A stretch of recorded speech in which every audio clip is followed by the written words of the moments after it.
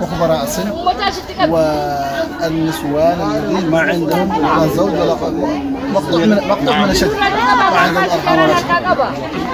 ولهذا هنا أصلا طالبنا 3 أشهر كامل هذا المبادرة مساعدة مالية، ما نشتي ولا شيء منكم، نشتي مساعدة. خلاص أيوة دقيقة أيوة. بعدين خلاص اولا قبل كل شيء هنا طلبنا ما اي ساند دي مساعدة الموظف يخرج يتكلم معنا. وايام العلا شهر واحد هكذا خرج استاذ علي شرحان وعطينا له الورقه طلبنا عنده يا استاذ علي نشتري نقابل ليلى محمد عبد ربه. ولما قلنا له هكذا هو الليلة محمد عبد ربه مش موجودة. طيب أنتم تقابلوا بديلة؟ أيوة أنا نشتري نقابل بديلة لأنه نشتري بالقانون نحن مش فوضى أو مش فوضوية نحن. بعدين قابلناهم يا جماعة علينا المساعدة هذا في الخطابة وإلى آخره وخبراء السن عليهم مساعدة. وقالوا كما تعرفون هذا الموضوع الذي ما نخرج عليه.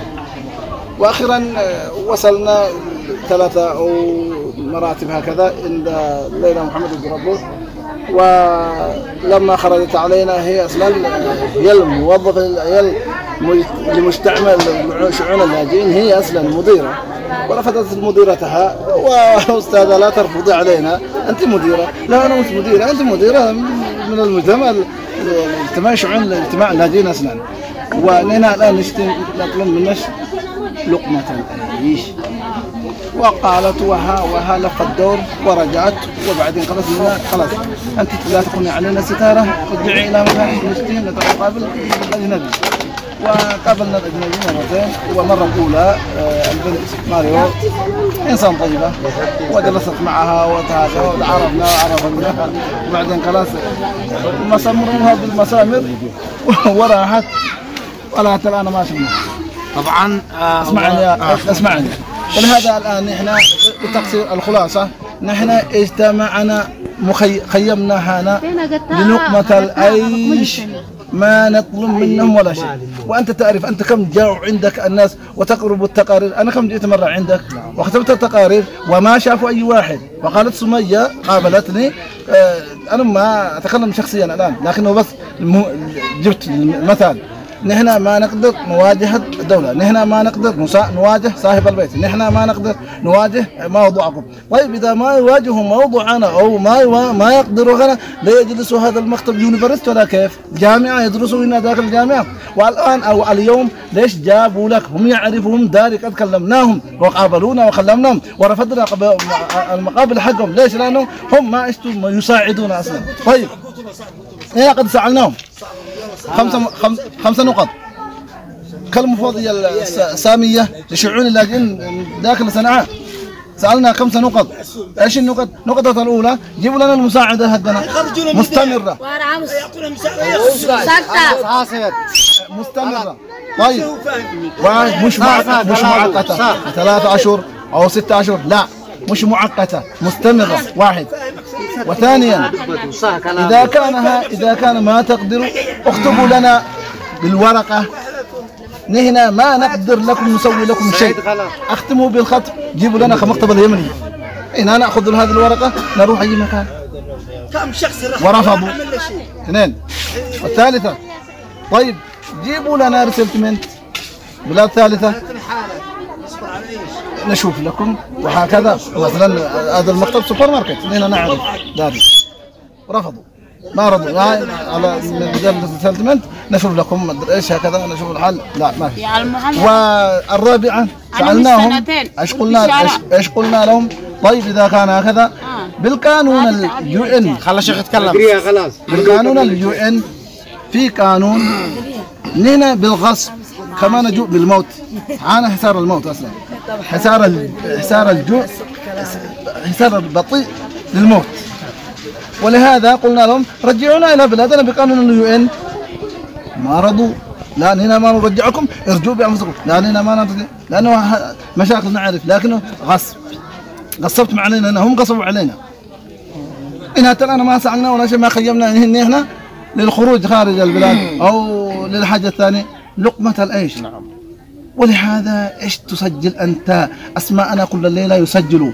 اليوم الصباح خرج علي ونادى، وقبل يوم الخميس سجلوا، ويوم الربوع بالليل سجلوا، ويوم الثلاث سجلوا، وأحمد الحوثي جاء سجل، هنا كان أول، ومحمد الجرافي جاء وسجل يوم الخميس مع الدولة. دولة جاءت شافت هذا المعاقين وخبراء السن والنسوان. ايش تسجل انت اليوم؟ ليش تتعب نفسك؟ لكن انت حق، انت حق لانه موظف، انت موظف. ايش جبت لنا الجديد؟ ايش قالوا لك؟ جئت بالوساطة او في شيء جديد للرواتب او خلاص والباقي خلي عندي ما يخرج شيء نفسي. لا عادي، لا لا لا خلي انا سنة جالسة. ايش تسوي انت؟ هكذا انا قد خلاصة الحاجة نحن نطالب منهم لقمة العيش فقط، مساعدة مستمرة. جاء رمضان بعدهم 6 أشهر ما ضفى إيجار البيت. يا شيخ رمضان، يا شيخ رمضان طبعا يتسبب ونزلوا بحسب افادتك محامين سجلوا وخرجوا من المفوضية وسجلوا، صح؟ نعم. طبعا احنا معنا الان فيه معلومات جديدة ناخذها، تمام. مثلا في خانة جديدة كانت المعلومات السابقة فيها نواقص، الان يستكملوا جميع المعلومات لكل شخص. تملك، لانه في بعض الاحيان عندما يكون الرفع ناقص، عندما يكون الرفع ناقص في هناك يعني الانسان يحتاج، لكن عندما يتم الرفع كامل بالاحتياجات الخاصه هذا يعني رفعت الاقلام وجفت الصحف، خلاص نزل الفريق الاول والفريق الثاني من المفوضيه الى اخره، وما زلتوا ترسلوا مثلا في بقائمه جديده. الان القائمه الجديده هذا ان شاء الله تتعبى ويتم رفعها على المفوضيه، تمام. كمل ابو بكر، ويتم رفعها على المفوضيه، وهكذا كل شخص هنا يعني ابدى رغبته بالادلاء بجميع بياناته واحتياجاته. هذا ما هو عندنا يا شيخ، هذا ما نقبل. نعم. فهذا الشيء من حقك. خذوا الاحتجاجات الكاسة، مجموعة ذوي الاحتجاجات الكاسة وخبراء السن والنسوان الأراملة ما نقبل. تمام. ليش؟ أقول لك يا شيخ، يا شيخ قل لي ليش يا شيخ أبو بكر. قل لي ليش يا أستاذ طارق. لحظة يا شيخ أبو بكر. طيب. لحظة. طيب. الآن عندما يكون العدد هنا، لو أقول لك الآن كم العدد المجتمعين هنا؟ ما تعرف. ليش؟ لو أقول لك كم احتياجاتهم ما تعرفش. ليش؟ لو أقول لك كم أرامل هنا ما تعرفش. ليش؟ لأنه ضروري من حصر هذه المعلومات. أيوة طيب. ضروري من الحصر حتى تستطيع أنت حتى لو ما يتم عقد اجتماع لك داخل. أيوة. تستطيع تتكلم من خلال واقع ملموس. أنا عندي لحظة، أنا عندي عدد 3 عميان احتياجاتهم 1 2 3. أنا عندي عدد 5 أمراض احتياجاتهم 1 2 3. أنا عندي عدد كيت بيوتهم مغلقة يحتاجوا كيت 3. أنا عندي كيت. هذا الشيء إذا أنت مثلا تمثلهم صح ضروري يكون عندك هذه المعلومات كاملة يا شيخ. أقول لك مثلا اللي تشوف الآن بعينك مش معاقين، مش خبراء سن، مش نسوان، هل يحتاجوا هذا؟ يا ابو بكر انت تشوف بعينك. يا شيخ ابو بكر انا عارف انت تشوف بعينك الان، انت تشوف بعينك يا شيخ ابو بكر. يا شيخ احنا جينا هنا يعني معين لكم يا بكر، مش احنا ضدكم خلاص، ولا معين لكم. احنا لو كانوا معينين لنا حتى الان نحن نطالب لكم يا استاذ طارق ايجار البيت انت تعرف الناس يجيء عندك، ومساعده مقطوعه انت تعرف يجيء عندك، والمفوضيه تشتغل معك وانت تشتغل مربطين معهم.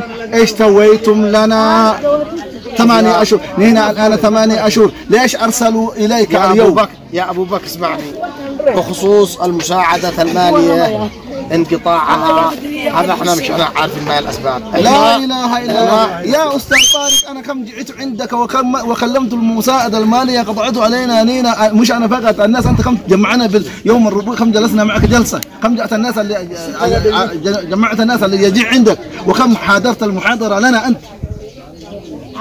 اصحاب الايجارات اللي يجيوا عندك علشان يجيوا عندك، اذا كان لو كان ضفوا المساعده الماليه هم يجيوا عندك. طيب كيف ما وقف على الحق يا استاذ طارق. تجري كان طلب النيل. قوم على الصدق يا استاذ طارق. لا تسوي منهم. اليوم الدنيا بكره